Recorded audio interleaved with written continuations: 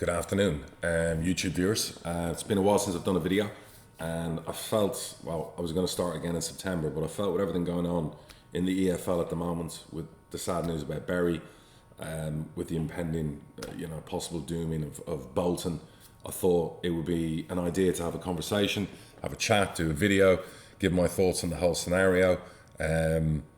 Not our proudest moment as a EFL members to see Bury expelled from the league yesterday. Pretty horrific. And I just wanted to share some of my ideas and thoughts to get the conversation moving, because I think we need to start getting aggressive. And some would say it's too late, seeing as what's happened to Bury, but now's the time to start. Now's the time for the EFL, for us owners to come together. We need to create a charter that's going to fix this problem once and for all, so we don't have another football club like a Bury going out of business or out of the football league and being expelled and having to start possibly from the bottom of the football pyramid again. And if nobody starts the conversation or pushes it along, it's just going to carry on, and we're going to have more and more football clubs get in trouble, more and more football clubs go out of business, more and more fans heartbroken, and that's not right. So now's the time to all of us constructively have conversations, come up with ideas, and then put it to a vote on what we want to do. Because right now it's not working. For every Bury and Bolton out there, I'm told on a daily basis there's a lot more football clubs that are close to the brink. There's a lot more football clubs who are looking for loans from the PFA, who are paying wages late, who are losing managers who aren't being paid. Listen, don't get me wrong, there's a lot of good owners in the Football League. There's a lot of really well-run football clubs.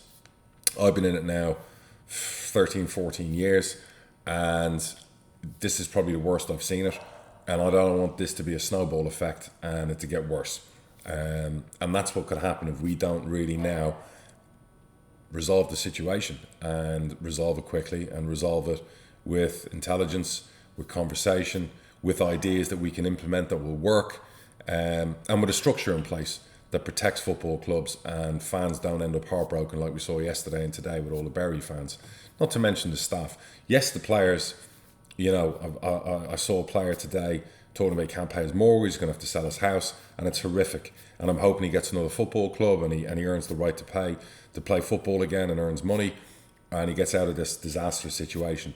But go beyond that. You've got people at Bury Football Club who are probably my dad's age, who've worked there for 20, 30 years. These people live handsome-mouth, wage-to-wage packet each week to pay mortgages, to put food on the table. It really is horrible. The worst part of the whole Bury situation is you've got people like me, my partners, Jason and Randy, who own Peterborough United with me, who we all discussed this, and we would have been happy putting in 20, 25 grand each to put towards a fund to help pay the staff, even the players at Bury, to help them stay in existence. But the reality is none of us could do that. No donations could be made, no money could be put in, because the guy who has ended up seeing Bury being expelled from the Football League is still pulling the strings, so to speak. So if you go and donate money or put money in, he's still behind the scenes. So nobody wants to put more money in someone like that's hands. And that's why we now need to design a charter. So in the event of another Bury, another football club that gets in trouble, we can all come together and help it get through a really, really bad period of time, and hopefully come out the other side of that. So this video is going to be about my ideas that I've written down here that I think the EFL need to explore, and all us owners need to come together and see if we can implement or make any of them happen. Some of you will think, mind your own business, your ideas are stupid, they won't work, blah, blah, a bit like my loan idea for youngsters from the Premier League, last year. Everyone said, great idea. The EFL said, yeah, tell us about them, but nothing ever gets done. So it's not going to stop me giving my opinion on what I think needs to happen, because more and more people need to be vocal about it. Particularly, there's only 72 owners in the Football League, and we all need to be more vocal about it. Yes, putting a comment on Twitter, Facebook, a statement through your club about how sorry we are about Bury and their players, that's not going to help them. What's going to help them is action, and we need to take action. There's no more fucking around, excuse my language. We need action right now, so that another Bury does not happen. Or Bolton, who in 2 weeks' time could go down the same route. So this video is going to be about those ideas. I'm sorry if it bores you. I'm sorry if it's not your thing. Again, this is just me speaking out as somebody who's been in football now 14 odd years. I've seen it all.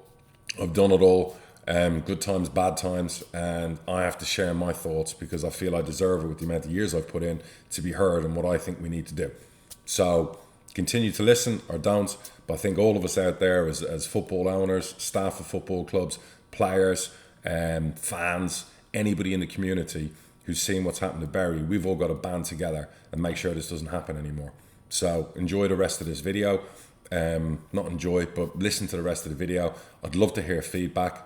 Hit me up on my Twitter account, DMAC102. But most importantly, let's hit the EFL constantly with this. Let's try and push them to the table so that we can all sit down and start making changes that need to happen. I've written down what I think we need to bring up a new charter to ensure there's no more Bury or Bolton situations that happen. And I'll go point by point and go through it and give examples and explain a little bit more in detail. So hopefully this will make sense. So the charter, I'm basically suggesting this is the idea that we all as owners need to get together with the EFL and basically implement, vote on, make happen. Because really it's down to us. Yes, the EFL play a big part in all of this, but as the chairwoman earlier on said in an interview, whatever else, they work on behalf of all the owners of the football clubs out there. So they're limited in what they can do, but we can suggest and put things to the EFL and come together as owners and vote through these changes. So my idea to stop another Bury or Bolton situation happening in the immediate future, when we know there are other clubs on the brink, starts with, and I've written them down, so I apologise if I have to keep referring to the fact sheet, is it's a new charter. It starts with redesigning the fit and proper persons test, as the current one is obviously failing. Too many rogue owners are getting in and allowed to buy football clubs. I don't know what nowadays they have to provide. I have an inkling of, yes, financial statements, yes, they do some sort of an interview, but there are people who've been expelled as directors of companies, have had issues financially, people who've been involved in football club horror stories before, who are getting back in, and we have to shut those doors. So I think we redesign the fit and proper persons test. That needs to be redesigned now.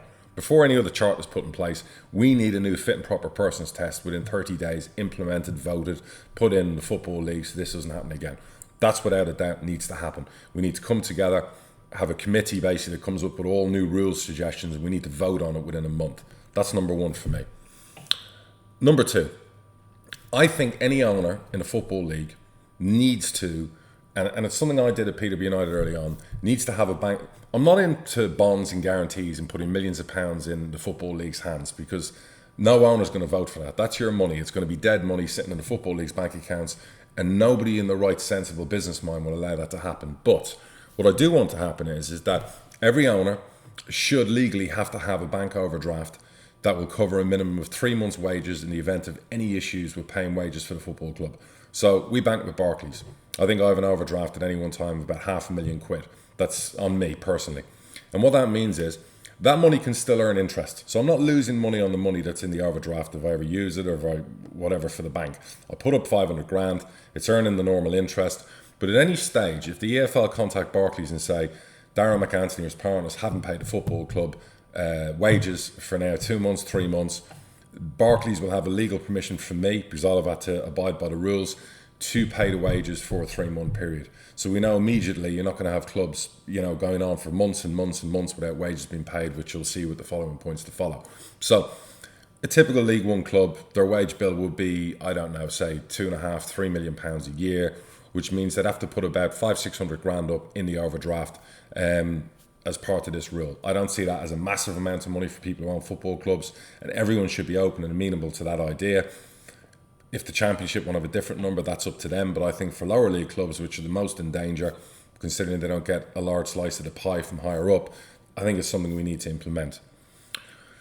Rule number 3 for me, any club that doesn't pay its players' wages for more than 3 months or goes into administration, at the end of that season, will basically have an automatic relegation, an enforcement of the new rule where the EFL will appoint independent person to run the club for 12 months and sell it within this time frame. What that means is we as owners have to sign up. Steve Dell never had to do this, or anyone else who's got clubs into trouble. We have to sign as part of the charter that if we fail to pay wages for 3 months in a row, or for any 3 months during the season period or whatever else, we know straight away if I finish the season 7th in League One, the following season the football club's going to start in League Two. If I finish bottom of the Championship and I'm relegated to League One, I'm again going to start in League Two. So Bolton would have gone straight into League Two. Bury, with the issues they had, would have gone straight into the conference, obviously, if the conference allowed them in. And straight away, again, we're not kicking issues down the road, but we're making things punishable. We're punishing the owners of the football club. Yes, you'd say the players are getting punished, but it will also mean if you follow on with the rules I'm about to put in place, they'll still get paid. People's livelihoods won't be at risk and won't be on the line. So that has to be strictly adhered to and signed up to. So we stop with the nonsense of people not getting paid on time. There is no grey area on this. Any 3 months, doesn't matter if you pay for 11 months and you miss a payment and then a year later you miss 2 more payments, you are going to get hit straight away with what's going to follow. What I mean by the EFL appointing an independent person, the EFL now needs to have basically to employ 2 people from me that are going to work for the EFL, and all the clubs will pay their wages. One of those persons will have the legal know-how how to run a football club, the legal know-how how to deal with administration, CVAs, all the issues that come with when you get into financial trouble as a football club. That person can step in and becomes the chief executive, say for Bury. And that person will have complete power on behalf of the EFL to run Bury Football Club top to bottom for a 12-month period. Alongside that person will be a football person, say Barry Fry is director of football at our club. Years of experience for doing deals, ins and outs, and running our club in a really, really shrewd way. It could be a young ex-player that gets trained and put into position, and again, they work for the EFL. They will step in, they will work with the new CEO, and their job will be to run the football side of the business. Now, for 12 months, basically, the EFL will have power to run the football club, yes, cut costs, yes, do deals to move players on, to bring players in so that you don't have a Bolton situation with a load of kids. We will basically bring in a wage top out so that, for example, at Bolton could hire 12 new players this summer on a maximum of £1,500 a week. So you don't have to play a lot of 17-year-olds. You're going to have proper Football League players who go in, fulfill fixtures. There's no more 5-0 hammerings. There's no more unfairness within league results. Basically, the CEO, the football person, will run that club independently and in the right manner, in a thorough manner, and basically have got no allegiance to previous owners, no fiddle diddles going on the side, because you see all these stories about administrators getting paid fortunes and then they've got an allegiance to a new consortium that want to come in and buy. There is none of that. That person's job is to get the football club ready for a new season so that they can fulfill fixtures, the fans can still watch football, and the club is run financially viable and properly. And the owner has no say. These people basically will run the club and in the meantime find a buyer within the 12 months to come in, buy and take over the club. So you don't have a Steve Dale who can vote down any potential new people coming in to buy Bury. That will go straight to the EFL. It will go straight to this person running a Bury Football Club, and they will pick one of the 4 interested parties, do a deal, ignoring the Steve Dales or whoever else might be owed money and trying to get a few quid out if they can. They've lost that right. They sign up to this charter, they put the club in peril, they lose the absolute right.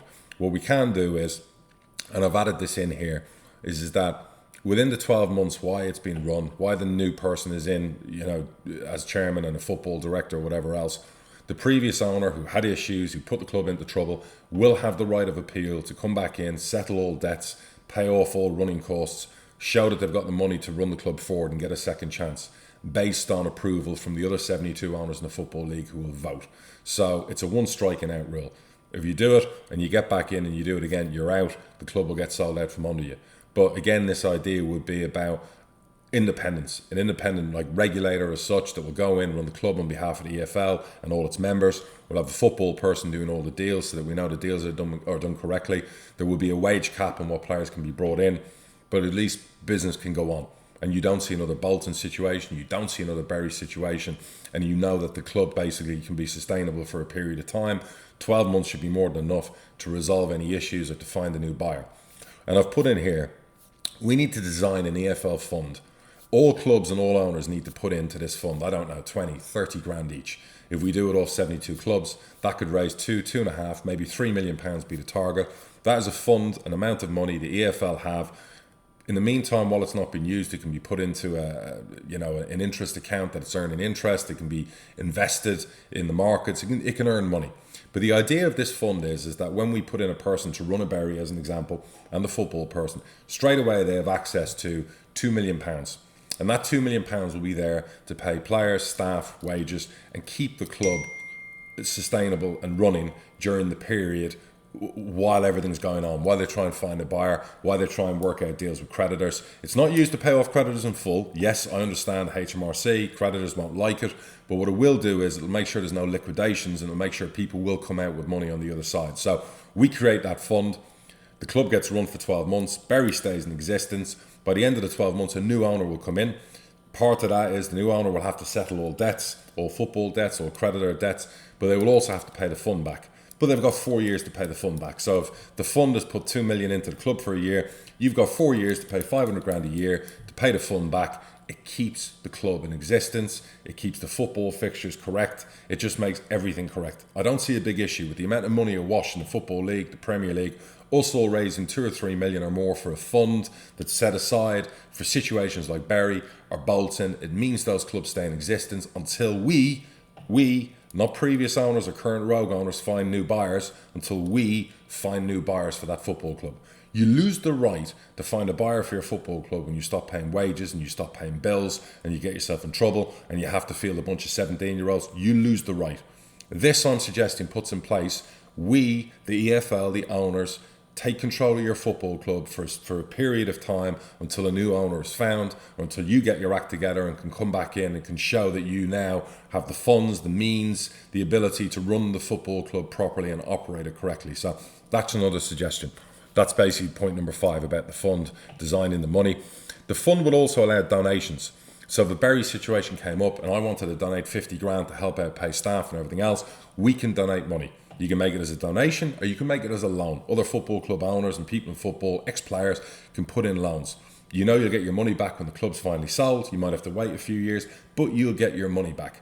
If somebody had said tomorrow we could take over Bury, we could find a new owner for Bury, basically, there's money to run the club there for a prolonged period of time. The new person coming in has got X amount of years to run the club properly, pay off all previous loans. I'm sure we easily could have found a good owner for Bury Football Club and they'd still be in League One today. And I hope to God Bolton will still be in League One as well in the next couple of weeks. Another thing I've put in here would be redesign the loan system. It's too top heavy on lower league clubs. I said it before. League One and League Two clubs who are being asked by Premier League clubs to pay £250,000 loan fees, 4, 5, 6, 7 grand a week for young 19, 20, 21-year-old players who are surplus to requirements for Premier League squads is madness. We have to, as an EFL, bring a law into place. I've suggested before that we cap it off at £1,000 a week in League One, 500 quid a week in League Two. The Premier League club pays for the accommodation for the player. We will play them or we won't play them, and we have to pay a percentage more in wages. But to be asked to pay loan fees, to take young players on to pay them till the end of June, July the following year is financial madness. I don't know how many players were on loan at Bury or what they've done over the last couple of years, but it doesn't help. It doesn't help us as a football family. So again, we need to redesign the loan system, and we need to do it now. And I've been saying this for years, because it's just getting silly. Number 7, enforce players to pay agents' fees in League One and League Two and shut the loopholes. At the moment, yes, you're meant to pay 5% to an agent. The player's meant to pay it. They don't. It's always tagged on to a football club. All right. If we're going to keep paying the kind of wages we're paying in League One and League Two, the players have to sign up to this as well. It has to come out of their wage packet. So if I agree to give a player 100 grand a year, he has to pay 5 grand a year to his agent. That's on him. No more loopholes where basically you pay the agent and he pays the agent, but you really pay the player back. It has to stop right now. And players have to come together and agree to this and take responsibility as well for their part in the whole Bury fiasco, because it starts at the top, goes all the way to the bottom. And when you're paying, I would imagine their agency fees over the last few years when they're overspending is horrific. And funny enough, a lot of those agents now are probably not going to get paid with liquidation. So it might suit them as well if we bring that in line and bring it in place and make it law, proper law, and close all the loopholes. EFL needs to talk to us owners about the loopholes, because we all know the loopholes about paying agents when we need to. And that needs to stop right now. Sorry, agents, I know you're not going to like it, but for the ones losing money from the Bury fiasco or the Bolton fiasco, maybe they'll see sense in this. Number 8, we finally have to introduce a wage cap for League One and League Two. I'm hearing at Bury they were paying 5 to 10 grand a week for players. Any club turning over £3 million a year in football in income, or 4 million, and they're paying 10, 12, 15% of that to one player, that legally can't be allowed. I know we have financial fair play and the 60% rule and the 55% rule in League Two, but it's not working. We need to change it. We need to, I'm sorry again, some footballers aren't going to like this, but nobody in League One or League Two should be paying more, maximum, than 4, 5, 6 grand a week, maximum. depending on certain variables. It's putting clubs in trouble. It's putting people's futures on the line. People who are unemployable at certain ages that have been at clubs a long time, they don't have the option to go to another football on a free or serve notice and walk off to a championship club. They don't have that option. So we need to now stop that. Footballers should come together with us and agree on a wage cap for League One and League Two. You see the crowds, you see the size of them. Forget about your Sunderlands and your Portsmouths with big crowds. I'm talking about us other normal football clubs that have 6, 7, 5,000 people come to our gates. We cannot be paying the wages that some clubs are paying or have to pay. So we need to cap that. Financial fair play is one start, but a wage cap in League One and League Two needs to come into effect. And players in the PFA need to come together with us and agree on this, because it's not just about them, it's got to be about the whole thing. It's got to be about the chef, it's got to be about the cleaners, it's got to be about admin people. It can't just be all about the footballers, even though, yes, they provide the product on a Saturday and a Tuesday. So I'm firmly that we need, as part of this charter, to bring in an absolute wage cap on what clubs in League One and League Two can pay. And it will stop more of these situations happening like a Bury or like a Bolton. Number 9, we need to change the current compensation payoff rule. At the moment, if I've got a player and he's on 150 grand a year and he's got 2 years left, so that's 300 grand I owe him. Let's say it's not worked out for the club. Let's say I go to the player and say, look, I want to give you the 300 grand I owe you, but I don't want to pay it to you this year or next year because you're going to go get another club for free. I want to pay you over 5 years. I want to basically take my expense down, take that off my overhead. You'll get paid your 300 grand over a 5-year period, at X amount per year. In the meantime, you're free to go. You can earn wages in another club. The player's happy to do it. We're happy to do it, but EFL won't allow us to do it. We're only allowed to compensate players for the period of time their contract is left for. It makes no sense. If I want to do a deal to buy something, I can do it over as long as I want. If I want to do a deal to pay off a debt, again, I can do it over a period. Back in the day when I was starting out my business and I had debts and I had whatever else before I was successful, I would control those debts by buying some time until I increased my turnover, and I would say, look, you can either put me out of business or allow me to pay you off over X amount of years. People would rather take something than nothing. And it's the same with players. We've had players who've said to us, I'm happy, I will take that deal. I will do it over 4 years because I've already got another grand a week or 2 grand a week lined up at another club. And the EFL go, no, you're not allowed to do that. Because they think it's financial savvy to make sure that you honour all your commitments to players in the term of their contract. Whereas the reality is, no, you're putting the club under pressure. Bury might have owed 3 or 4 players, I don't know, £1 million. And they're being told, with a new owner coming in, you've got to honour that within a year or 2 years because that was their contract. If the new owner's put off by that, but they had the alternative of paying it off over 5 years, which would enable them to come in and save a Bury, why aren't we allowing that to happen? If the players are okay with it and we're okay with it, it should be allowed. So compensation needs to change and the payout on it as well. Number 10. And this will be controversial because fans go on about stadiums need to be owned by the club and the club needs to be tied into the stadium. Bury Stadium hurt this deal. The fact of all the shenanigans, what went on before with car park guaranteed money, loans from loan sharks or from wherever loans are owed from, and high interest that has to be paid every year. Unfortunately, I believe the club was part of that. So any deal to buy the club involved you having to take the stadium and the previous debt and the issues with the car park. And that probably frightened the life out of loads of people coming in to buy the club. Separate it. If somebody could have come in and gone, right, I will buy Bury Football Club. I'll pay all the football related debt. And I'll try and play at that stadium and pay a rent. But if I can't, I'm going to move the football club down the road to the local rugby club or somewhere else. The council will help out. But the club's still in existence. We're still in League One and we're playing down the road. But what we don't have is we don't have a stadium issue that's stopping us being taken over. That has stopped Bury being taken over, all that stadium malarkey and all the nonsense that went on behind the scenes. So maybe we need to look at to make sure that any stadium deals, any money raised on the stadium, any debts accrued, any loans taken, anything at all that's attached to the stadium doesn't get attached to the football club as a guarantee, so that the football club doesn't get called upon for the debt. So you don't have high interest loans being called in and suddenly the football club and its EFL income and its solidarity money from the Premier League now has to pay off some loan shark over the other side of the world who lent against the stadium and the club £1 million.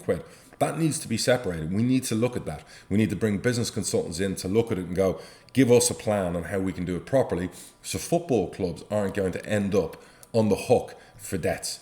It should be on the person or it should be on the stadium itself, but not on the actual football club. It's one of the reasons when myself and my partners were buying our ground and people were saying, well, why are you going to separate it? We're going, well, because we're raising the money to buy it on us and we don't want to put it on the football club. and we don't want it to be attached because we're doing it the right way. The football club will always have the stadium. There's a covenant protecting the club from houses being built and no more football. There will be covenants in place. And that's something we've got to look at, the separation of assets as regards to the stadium and the football club, so it doesn't get caught up in a load of basic debt. And that's what's happened with Bury. Again, I don't know about Bolton. They've got a hotel, they've got the stadium. Another side of that is everyone wants to buy in because of the hotel and because of the stadium, and they're not so much interested in the football debt. So there's got to be a plan and a system we can put in place, again, to protect football clubs from it. So they're my 10 points. I wanted to go through it quickly because I didn't want to, take an hour to explain all of this. I wanted to throw these things out there for people to debate, digest, improve upon. I've heard people come up with ideas, we'll stick a £5 million bond in. That's not going to work. Nobody in the right mind would buy a football club and have that much money tied up with EFL or tied up in accounts that you can't get access to. People have said, put supporters on the board. And you've got to understand, when business people buy into something, they don't want to be told by a fan or by somebody else how to run a football club. It's not going to happen. In a perfect world, we'd love it. We'd love more fan involvement. We'd love more regulation. We'd love more guidance. But if you really want to be open, where you can get proper, transparent, honest owners to come in and buy, allow good business people to come in and buy football clubs who also have a passion for football, people who know what they're doing, people who have plans they can put in place. But if you handicap them and bring in silly regulations and rules, it will frighten off so many people. I would never have bought Peterborough United if some of those rules were in place. The rules I'm proposing make sense. They don't prohibit me from running Peterborough United in the correct way. They don't prohibit me from putting in a transfer strategy to ensure that if we ever got in trouble, we had assets on the field that we can sell to pay off any issues or debts we have. And again, I've always run the club responsibly. Yes, we buy players, we sell players, but I've never put a noose around its neck. I've never borrowed against the football club personally. I haven't put lots of outside debt on the football club. It's on me. And that's the way I like to run the football club. And my fans will have a go at us sometimes about us selling our best player. But if we know it's going to help with the actual club, the training ground, the facilities, the youth academy, it's done in the right way. Everyone can win who gets involved in football. You don't always have to lose. There is a right way instead of a wrong way to actually do it and own a football club and enjoy it at the same time, as much as you can enjoy winning and losing in football, because trust me, it can break your heart at times as well. So all I'm trying to say to all the football fans out there is there's a way back from this whole horror story that's involved Bury, and I pray they come back. And if they start again as a Phoenix club in non-league, if I'm allowed to, I'd be happy to put money in. I'm sure my partners would, and other people, to help them rise from the ashes and come back and do an AFC Wimbledon. The Bolton situation, I can't talk about it in detail. I don't know a lot about it, but one of my things in here in point 5 was about designing the fund and appointing people in to run from the EFL was administrators are sucking the life out of lots of clubs financially.